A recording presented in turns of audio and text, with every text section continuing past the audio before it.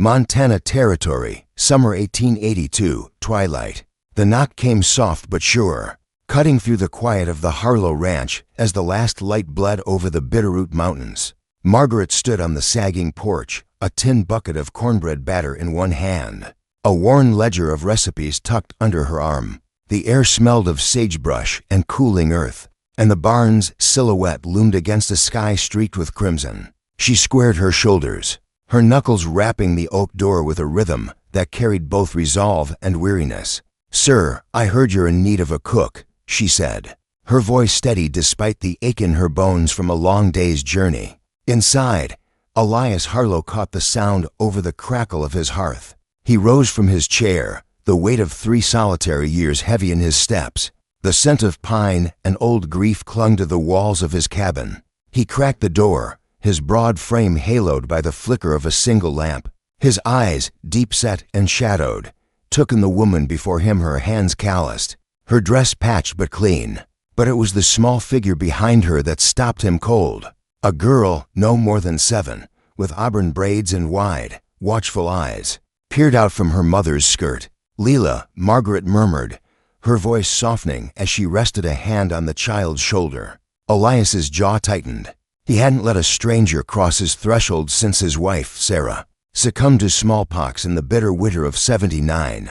The ranch had kept him alive since then, its rhythms of labor a tether to the world. But his heart, that he'd buried with her. He studied Margaret's burdened armsed bucket, the ledger, the faint tremble in her grip.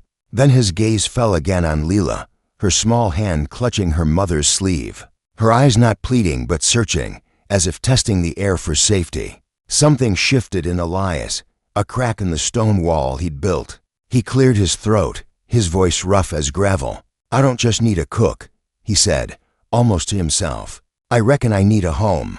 Margaret's breath caught, her eyes narrowing slightly, unsure if she'd heard right. Leela tilted her head, her braids swaying, but she stayed silent, her fingers tightening on the bucket's handle. Elias stepped back, as if the words had burned him, and swung the door wide.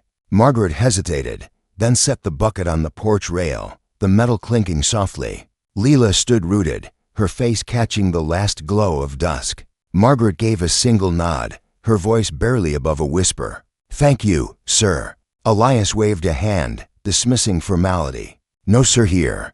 Just Elias."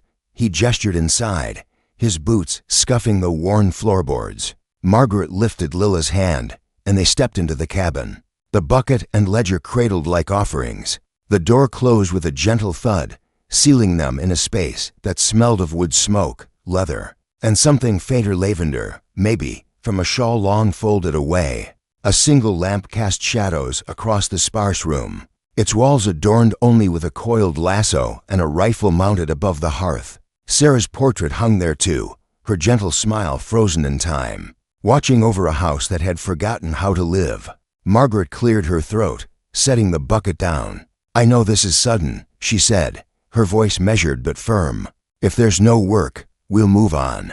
We've come from Nebraska, and I can cook, clean, mend whatever's needed." Leela, she glanced at her daughter, who stood close, eyes fixed on the fire. "She's quiet, won't be a bother." Elias studied them both, his gaze lingering on Lila's small frame, her braids glinting in the firelight.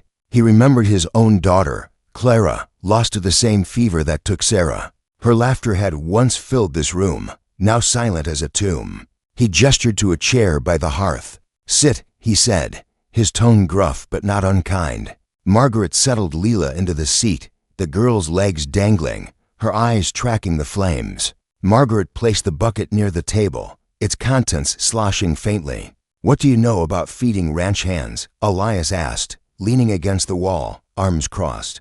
He didn't want to sound curious, but the question slipped out anyway. Margaret straightened, meeting his gaze.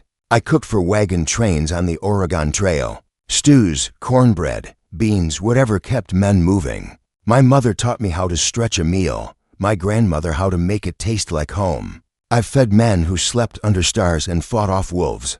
I know what hunger looks like." Elias nodded, his eyes flicking to the bucket, then to Leela, whose hands rested folded in her lap, still as a prayer. "All right," he said simply. Margaret exhaled, a weight lifting from her shoulders. "Thank you, Elias," she said, testing his name.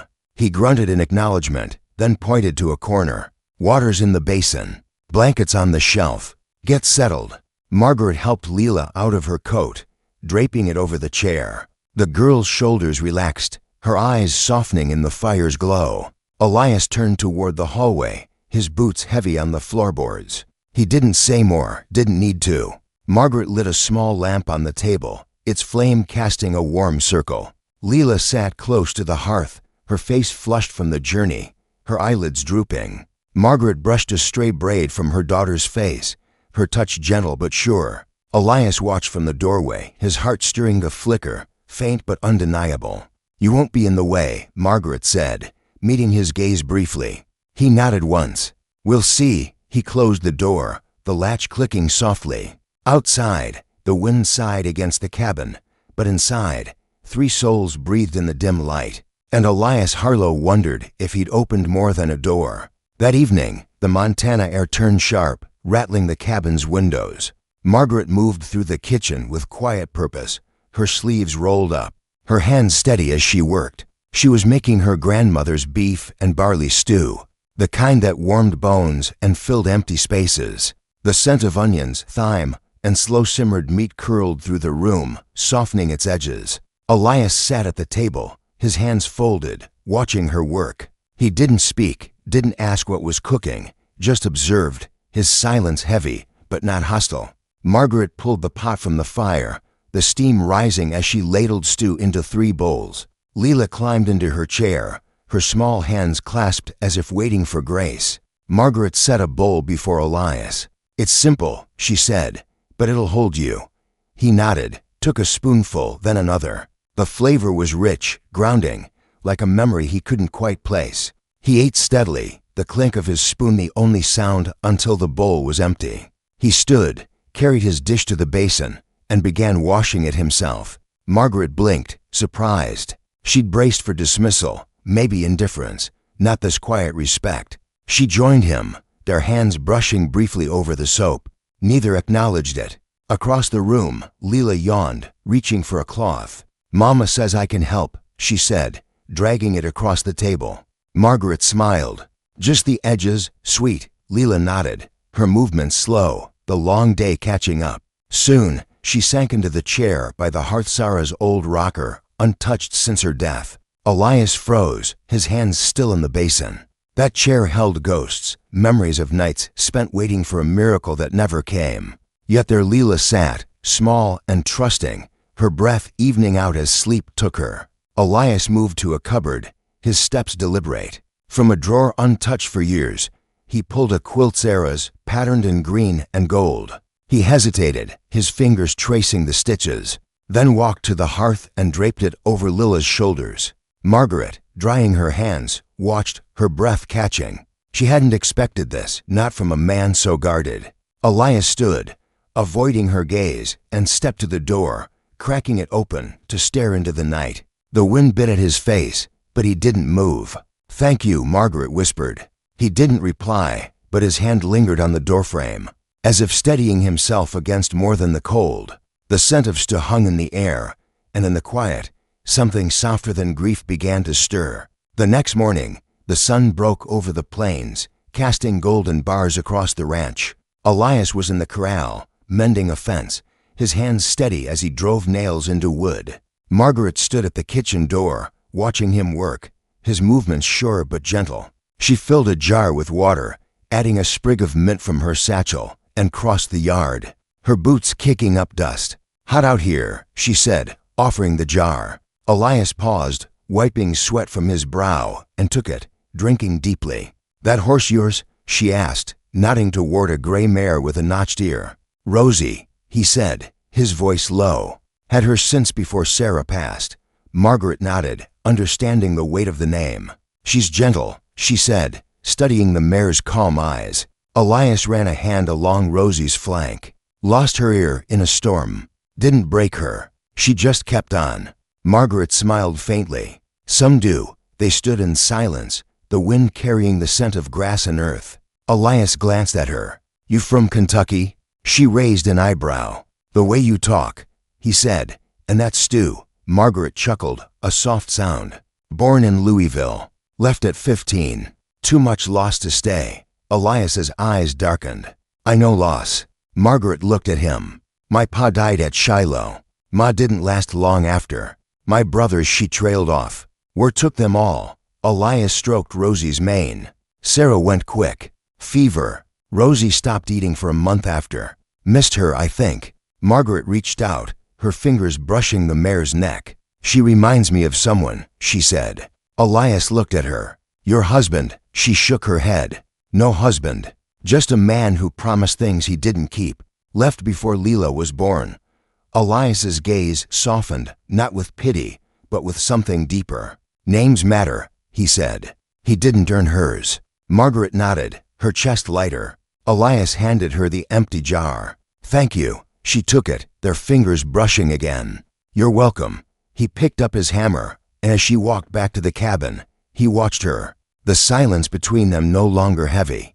That afternoon, clouds gathered, dark and heavy. Margaret noticed a leak in the roof, a steady drip into a tin cup. She grabbed a hammer and a bundle of shingles, heading outside. Elias, hauling hay, saw her climbing the ladder. "You shouldn't be up there," he called. "And you shouldn't let water ruin your floor." She shot back, already halfway up. He muttered, then followed, his boots heavy on the rungs. On the roof, the wind whipped at them, but Margaret worked with focus, nailing shingles into place. Elias handed her nails, their movements sensing. "You done this before?" he asked. "Cooking keeps you fed, but fixing keeps you dry," she said, a half smile breaking through. He chuckled, a rare sound. They worked together, her holding, him hammering, until a slick patch caught her foot. She slipped, the world tilting, but Elias's hand shot out, grabbing her wrist. His other braced against the roof. "I've got you," he said, his voice steady. Their eyes locked, the wind forgotten. Lila's voice broke the moment, calling from below. "Supper's ready." Elias helped Margaret up, his grip lingering. They finished in silence, the storm's purple glow lighting their descent. "Thank you," Margaret said softly. Elias nodded. "I meant it. I've got you." The days that followed settled into a rhythm. Margaret cooked, Leela helped with small chores, and Elias worked the ranch, his silence softening. One evening, as Margaret tidied the sitting room, her hand brushed a locked drawer. Curiosity won, and she opened it, finding a bundle of letters tied with twine. The handwriting was Sarah's, delicate and sure. One read, "Elias, my heart, don't let sorrow be your roof. Live, even when I'm gone." Margaret's throat tightened. She tied the letters back, leaving them untouched. That night, Elias took the supper dishes from her hands. "I've got these," he said. Later, as they sat by the fire, he patted the chair beside him, Sarah's chair. Margaret sat, the fire warm between them. "She loved this spot," Elias said. "Listen to the wind." Margaret nodded. "She was kind. This house remembers her." Elias looked at her. "She left me a letter. Said not to let grief be my home." Margaret met his gaze. "Has it?" he sighed. "It tries. But maybe," he paused, his voice low, "maybe I'm ready to build something new." The moment hung, fragile and real, as the fire burned low and the cabin felt, for the first time in years, like a place where life could begin again. The Montana dawn broke gentle over the Harlow ranch, its light filtering through the kitchen window where Margaret stirred a pot of oatmeal, the scent of cinnamon curling through the air. The memory of Elias's words from the night before, "Maybe I'm ready to build something new," lingered, like the warmth of the fire they'd shared. The cabin, once a mausoleum of grief, now hummed with small signs of life, Lila's soft humming as she swept the porch, the clink of Elias's hammer in the barn. But as the sun climbed higher, a shadow loomed on the horizon, one that would test the fragile hope taking root. Margaret glanced out the window, her hands pausing over the stove. Elias was in the corral, his broad shoulders bent as he adjusted a saddle on Rosie, the gray mare with the notched ear. His movements were steady, but there was a tension in them, as if he sensed the same unease that prickled at Margaret's instincts. She'd seen it before in the Oregon Trail, when the wind carried whispers of trouble. She shook the thought away, focusing on the oatmeal, but her eyes kept drifting to the road beyond the fence. Leela burst through the door, her auburn braids bouncing. "Mama, there's a man coming," she said, her voice sharp with curiosity. Margaret's heart skipped. She wiped her hands on her apron and stepped onto the porch, Leela close behind.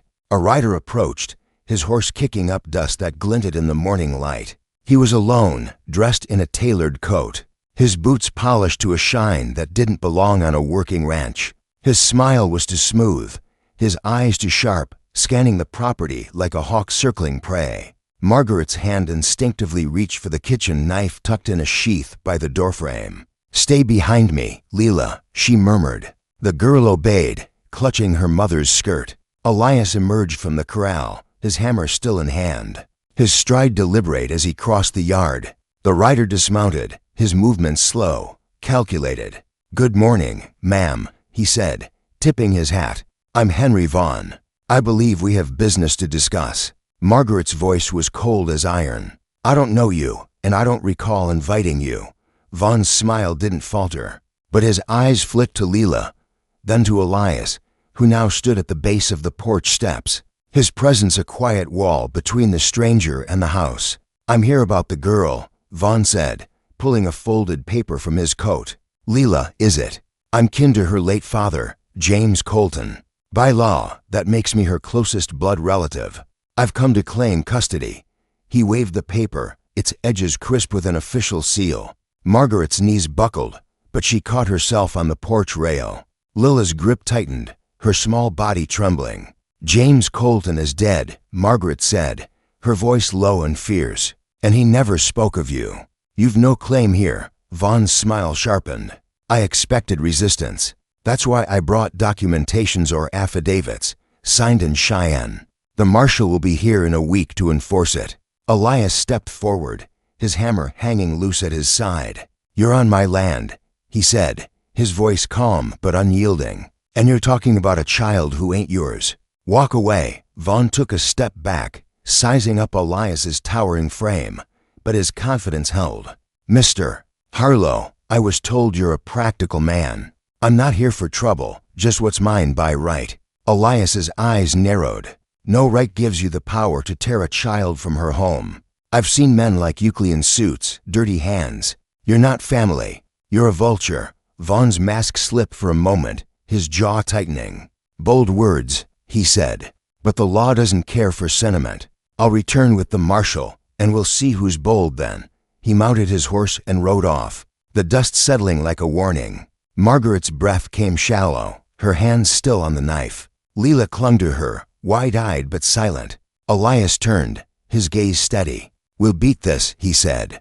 "We'll find the marshal first, get the truth out before he spins his lies." Margaret nodded, her resolve hardening. This cabin, this life, was no longer just a refuge, it was a stand, and Elias had just planted himself firmly beside her. The next morning, Elias saddled Rosie and rode for town, the leather folder of Margaret's papers tucked inside his coat. The ride to Bitterroot was an hour, but his purpose made it feel shorter. The town was a cluster of clapboard buildings, their signs weathered by wind and time. He tied Rosie outside a brick office marked Carson and Sons, Legal Services. Inside, the air smelled of ink and pipe smoke. A clerk looked up, his spectacles glinting. "Help you? I need Amos Carson," Elias said, removing his hat. "Heard he handles disputes, land, family, whatever's tangled." The clerk nodded toward a back room. "You're in luck. Amos is in." Elias stepped through, finding a weary man with a gray mustache and sharp eyes sipping coffee. "You got a problem or a claim?" Amos asked, setting his cup down. "Both," Elias said, placing the folder on the desk. "A man's trying to take a child with forged papers. I need to protect her and her mother." Amos opened the folder, sifting through letters and notes. Margaret had kept proof of her life, her independence, her bond with Leela. His brow furrowed. "This Vaughn fella," he said, "I've heard the name. Tied to a smuggling ring out of Cheyenne, back during the railroad push. Feds hushed it up, but folks noticed when supplies went missing." Elias nodded. "Margaret knew him. Said he worked with Lila's father, betrayed him. Now he's using that to get to the girl." Amos leaned back, his fingers drumming the desk. "You trust her story?" Elias met his gaze. "With my life," Amos studied him, then pulled a form from a drawer. There's a post-war statute of guardianship for vulnerable folks when the law's slow or cruel. I can file to make you and Margaret legal guardians, clear her name of any accusations. But it'll take time, and Vaughn's got a head start. Do it, Elias said. Amos scribbled, then looked up. You're sticking your neck out, Harlow. The West stays wild when good men stay quiet. You're shouting now. Elias left with a new folder of papers, his jaw set. Back at the ranch, Margaret was kneading dough, her movements sharp, her eyes distant. Leela sat on the porch, reading a tattered book, her voice soft but clear. Elias stepped inside, the folder in hand. You don't have to run, he said. Margaret froze, flour dusting her hands. He'll come back, she whispered. I can't let Leela live in fear. Elias held out the folder. This says you're her guardian. I'm named too. No one's taking her. Margaret opened it, her eyes scanning the stamped pages. Her shoulders shook, and tears fell not from fear, but from the weight of being seen, protected. Not just by Elias, but by the law. You did this? She asked, her voice breaking. He nodded. She stepped forward, her hand resting on his chest, over his heart. You didn't promise me anything, she said. But I trust you more than anyone who ever did. They stood there, the air thick with unspoken truths, as the sun dipped low, painting the cabin gold. The days that followed were a dance of routine and vigilance. Margaret cooked hearty meals, venison stew, cornbread, apple preservesic, one filling the cabin with warmth. Leela helped with small tasks, her laughter a new melody in the house. Elias worked the ranch, his eyes often straying to the road, watching for Vaughn. One evening, as Margaret washed dishes, she found a small box in a cupboard, tucked behind jars of flour. Inside was a locket, engraved with Sarah. A note, in delicate script, read, Elias, let love live again. Margaret closed the box, her heart heavy with respect for the woman who'd left such a mark. That night, Elias sat by the fire, the empty chair across from him, Sarah's chair pulled closer. He gestured to it. Sit, he said. Margaret hesitated, then settled in, the firelight dancing in her eyes. She loved this spot, Elias said. Said it grounded her. Margaret nodded. She built a home here. You can feel it. Elias's voice dropped. She told me not to let grief be my walls. I think I did anyway. Margaret leaned forward. And now, he met her gaze, his eyes softer in the glow. Now, maybe I'm ready to tear them down. The fire crackled, and for a moment, the world was just them, the past and present weaving together. But the peace was fragile. A week later, hooves thundered on the road. Vaughn returned, this time with 2 deputies, their badges glinting in the dusk. Margaret stepped outside, Leela behind her, as Elias emerged from the barn. His hammer swapped for a rifle he didn't raise. Vaughn dismounted, his smile smug. I told you I'd be back, he said, holding up a new document. This is a federal writ. The girl comes with me. Before Margaret could speak, another figure appeared, Amos Carson, flanked by a dozen townsfolk, a baker, a blacksmith, a school teacher with ink-stained hands. There's no writ here, Amos said, holding up his own folder. Margaret and Elias are Lila's guardians, legally filed. You, Mr. Vaughn, are under scrutiny for fraud and harassment, the crowd murmured, their presence a wall of support. The baker's wife stepped forward. Margaret's fed half this town. Never asked for a dime, the blacksmith added. Lila's been teaching my boy letters. She's family to us. The deputy shifted, uneasy. The lead one turned to Vaughn. You'd best leave, sir. This town doesn't take kindly to liars. Vaughn's face reddened, but he mounted his horse and rode off, his threats dissolving in the dust. Margaret exhaled, her hand finding Lila's. Elias stood beside them, his rifle lowered. That night, the townsfolk returned, not with anger but with gifts, bread, a quilt, a carved wooden horse for Leela. They hung lanterns along the fence, their glow a promise. The blacksmith's wife smiled. Every home needs light. Yours has 3. Elias felt something settle in his chest, not grief, but belonging. Margaret stood close, Leela between them, and as the lanterns flickered, the Harlow Ranch felt less like a relic and more like a future. The lanterns along the Harlow Ranch fence glowed like fireflies in the Montana twilight. their light a testament to the town's stand against Henry Vaughn's threats.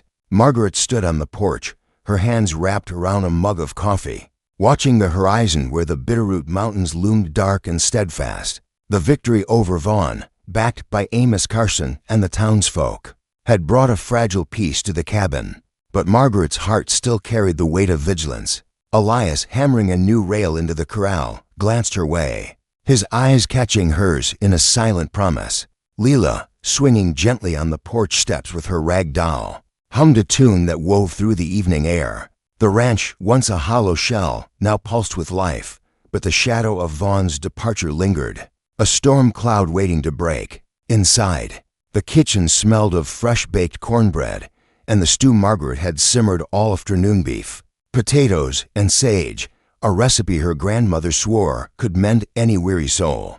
Elias came in, wiping his hands on a rag, his boots leaving faint dust trails on the floorboards. Leela followed, clutching a small notebook where she'd begun scribbling stories, her imagination spilling onto the pages. They sat at the table, the fire crackling in the hearth, and Margaret served the meal, her movement steady but her mind restless. "He won't give up," she said quietly, her eyes on her bowl. "Men like Vaughn don't walk away." Elias chewed slowly, his gaze steady. "He'll try again. But we're ready." Leela looked between them, her spoon paused. "Is the bad man coming back, Mama?" Margaret forced a smile, brushing a braid from Lila's face. "If he does, sweet, he'll find more than he bargained for." Elias nodded, his hand resting briefly on the table near hers, a gesture small but heavy with meaning. The meal passed in quiet, the warmth of the food and the fire knitting them closer. But the air held a current of waiting. The next morning, Elias rose before dawn, his breath visible in the chill as he saddled Rosie for a trip to town. Margaret packed him a sack of biscuits and dried apples, her fingers lingering as she handed it over. "Be careful," she said, her voice low. He met her gaze, his eyes softer than the stone they'd once been. "Always am," he wrote off, the folder of guardianship papers tucked inside his coat.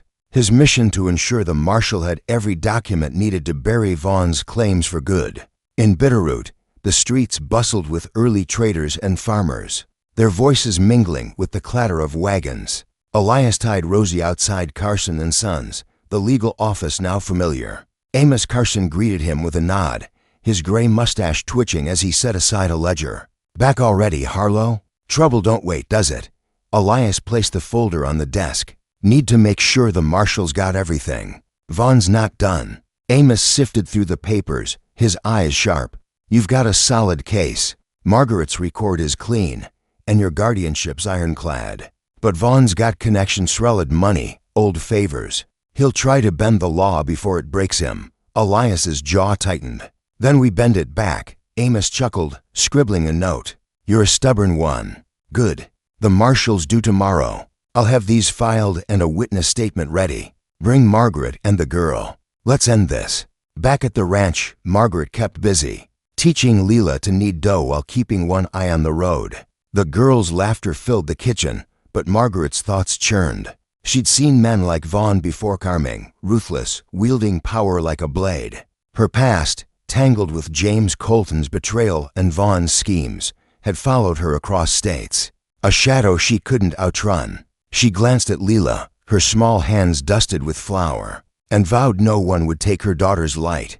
That evening, as the sun dipped low, a rider appeared, not Vaughn, but a young man barely 20, his face pale and nervous. He dismounted, clutching a letter sealed with wax. "For Mrs. Margaret," he said, his voice trembling. Margaret took it, her heart sinking as she recognized the Sela mark from Cheyenne, tied to Vaughn's old smuggling ring. She sent the boy off with a coin and broke the seal, her hands steady despite the dread curling in her chest. The letter was brief, its words cold. "You can't hide forever. The girl is mine by blood, and I'll have her, legal or not. Leave by dawn, or I bring men who don't ask politely." It was unsigned, but Vaughn's venom dripped from every line.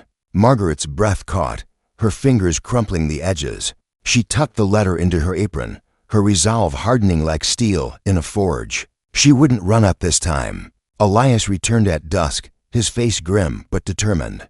He saw the tension in Margaret's posture, the way her hands gripped the porch rail. "What is it?" he asked, stepping close. She handed him the letter, her voice low. "He's not waiting for the marshal." Elias read it, his eyes darkening. "He's bluffing," he said, but his tone carried doubt. "He won't get near you or Leela. Not while I'm here." They sat by the fire that night, Leela curled in Sarah's old rocker, asleep under the green and gold quilt.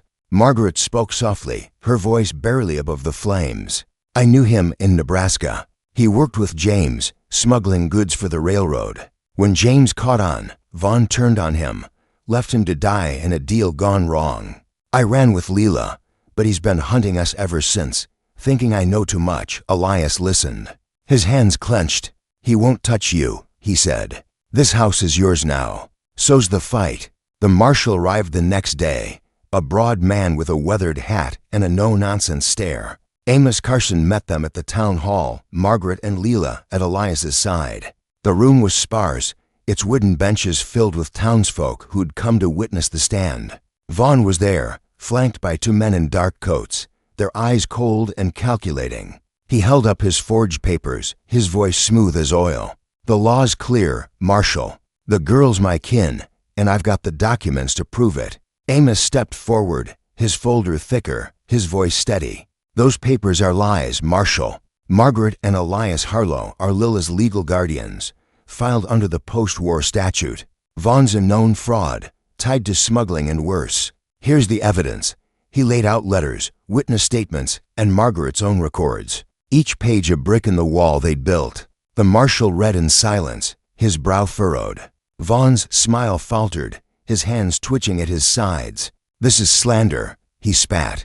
"I've got rights." Margaret stepped forward, her voice clear and fierce. "You've got no right to my daughter. You betrayed her father, stole from honest men, and now you think you can steal her too? This town knows me. They know Leela. They don't know you."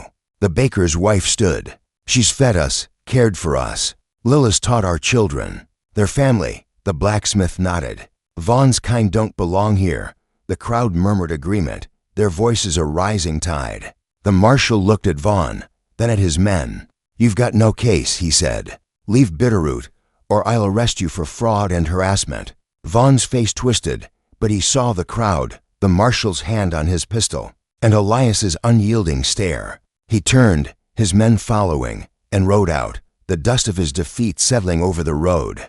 The townsfolk cheered, but Margaret's relief was tempered by caution. She'd seen men like Vaughn bend but not break. That evening, the ranch glowed with lanterns, their light a beacon of victory. The townsfolk returned, bearing gifts, a wear-upon shawl, a basket of apples, a carved whistle for Leela. They ate together, the cabin filled with laughter and music from a fiddler who'd come to celebrate. Margaret stood beside Elias, Leela between them, her hand in his. They weren't bound by vows, but the way Elias's arm brushed hers, the way she leaned into his strength, spoke louder than words. As the moon rose, Leela sat on the porch, her notebook open, scribbling. "A home isn't just walls. It's people who stand with you, who fight for you, who stay." Margaret read it over her shoulder, her eyes misty. Elias joined them, his voice low.